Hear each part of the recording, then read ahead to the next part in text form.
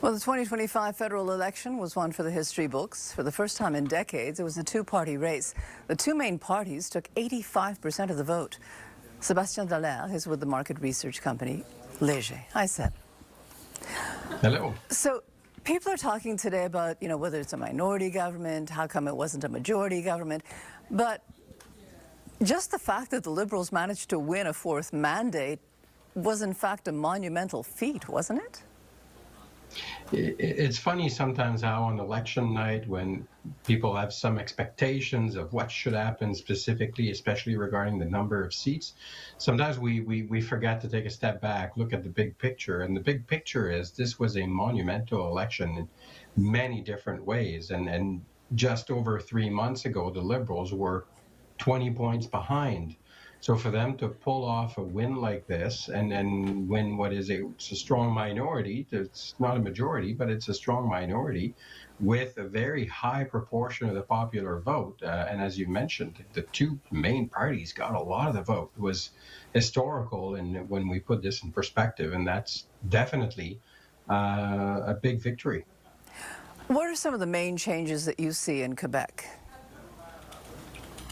Well, in Quebec, the bloc was affected by the dynamic of the race between the two main parties really being able to bring in a lot of third-party votes in what became a bit of a referendum on who was the best person to deal with Donald Trump. But Yves-François Blanchet seems to have salvaged more ridings than a lot of feared would be lost on the bloc side.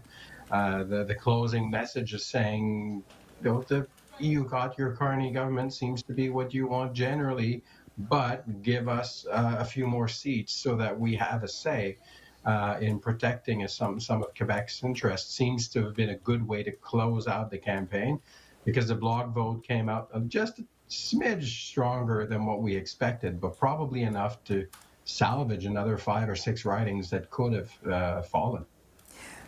Quebec did deliver for the Liberals. Ontario did not. What happened to the Liberal vote in Ontario? Because it took a lot of people by surprise.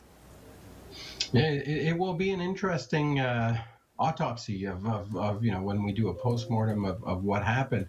It seems to be, when we look at the results, that a lot of the ridings, mostly in the southern Ontario, western Ontario, in what we could call our own Rust Belt, where we have a lot of either steel or auto industry related jobs, that voters turned out a little bluer than expected. Many felt like this would be where Carney could make big gains because of this referendum on Donald Trump and his own background. But maybe what we underestimated was some of the resistance to Canada's counter tariffs, because they were seen to also affect the industry more. So there